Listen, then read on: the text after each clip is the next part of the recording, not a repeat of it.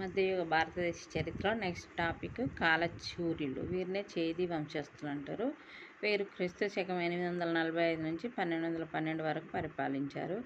చేది రాజ్య స్థాపకులు వచ్చేసి కాలచూర్యులు. కాలచూర్యులకే మరొక పేరు చేది వంశస్థులు. ఈ చేది రాజ్యానికి మరో పేరు దహల మండలం. వీళ్ళ రాజధాని వచ్చి త్రిపురి. ఇందులో ఈ రాజ్య స్థాపకుడు వచ్చి కొక్కల్లుడు. గొప్పవాడు గంగయ్య దేవుడు. చివరి రాజు వచ్చి విజయసింహుడు.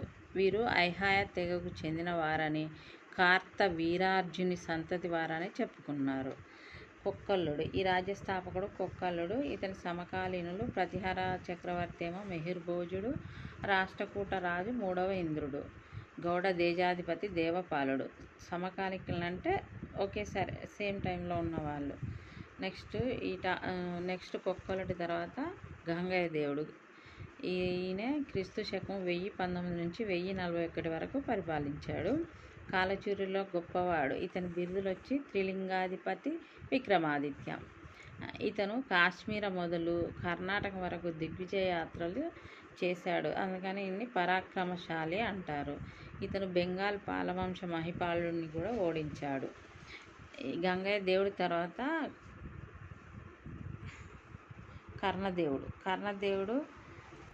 కర్ణదేవుడు గంగయ్య దేవుని కుమారుడు. ఇతని బిరుదొచ్చి శతాధిక యుద్ధవీరుడు. అంటే 100 కంటే ఎక్కువ యుద్ధాలు చేసిండు కాబట్టి ఈయన శతాధిక యుద్ధవీరుడు అని అన్నారు. ఈయన తర్వాత యశోకర్ణ దేవుడు వచ్చిండు. ఈయన వచ్చి 1072 నుంచి 1120 వరకు పరిపాలించిండు. ఉత్తర పదం అంటే ఉత్తర భారతదేశంలో సామ్రాజ్య నిర్మాణాన్ని పూనుకున్న చివరి రాజపుత్ర రాజు ఈ యశోకర్ణ దేవుడు. నెక్స్ట్ విజయసింహుడు. చందేల రాజైన త్రైలోక్య మల్లుడు చివరి చేది రాజైన విజయసింహుని ఓడించి కాలచూర్ల రాజ్యాన్ని 1212లో అంతం చేశాడు. దీంతో చేది వంశస్థులు లేదా కాలచూర్యులు అయిపోయింది. నెక్స్ట్ టాపిక్ పాలవంశం. పాలవంశం బెంగాల్ ఆ పరిసర ప్రాంతాల్లో పరిపాలించిన వాళ్ళు పాలవంశస్థులు. వీరి రాజధాని పాటలీపుత్రం, మాంగేర్, అది బీహార్లో ఉంటుంది. నెక్స్ట్ ఈ వంశస్థాపకుడు గోపాలుడు. మరి అతి గొప్ప రాజు ధర్మపాలుడు. చివరి వాడేమో మదనపాలుడు. మతం బౌద్ధం, అంటే వజ్రాయన బౌద్ధం. సమకాలికులు ప్రతిహారులు, రాష్ట్రకూటులు. వీరు రాజపుత్ర తెగలకు చెందినవారు కాదు. వీరి కాలంలో నిర్మించబడిన విశ్వవిద్యాలు ఉద్దండపుర, జగద్దల, విక్రమశిల విశ్వవిద్యాలయం. వీరు వజ్రాయన బౌద్ధ మతాన్ని పోషించారు. వీరు భారతదేశంలో బౌద్ధ మతాన్ని ఆదరించిన చివరి రాజులు.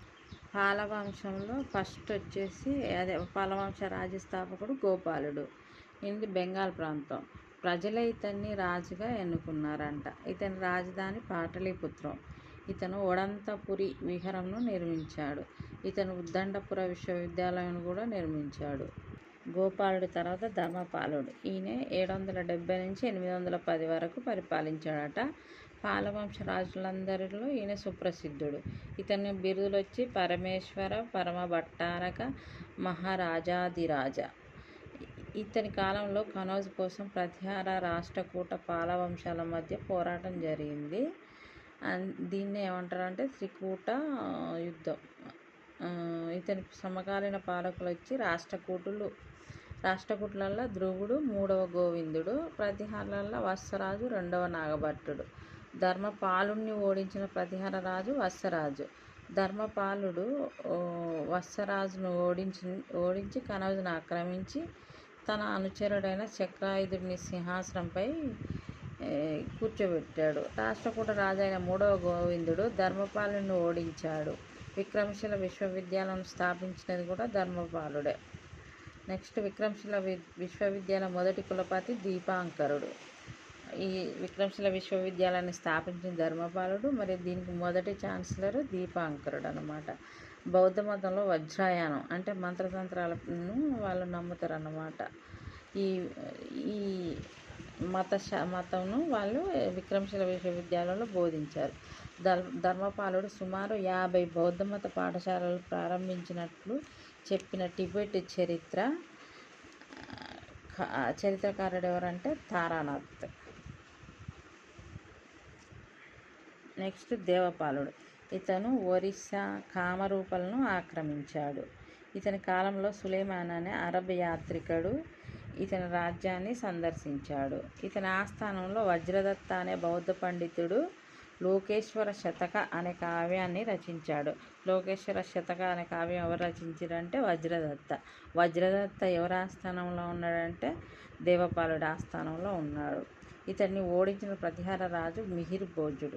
దేవపాలుడు వేసిన నలంద తామ్ర శాసనం ప్రకారం మలయ జావా అంటే ఇండోనేషియా ప్రాంతాన్ని పరిపాలిస్తున్న శ్రీ విజయ వంశానికి చెందిన బలపుత్ర దేవ నలంద విశ్వవిద్యాలయం అభివృద్ధికి 5 గ్రామాలను దానంగా చేశాడంట. ఇదంతా ఏంటి, ఆ నలంద తామ్ర శాసనంలో రాసిందనమాట.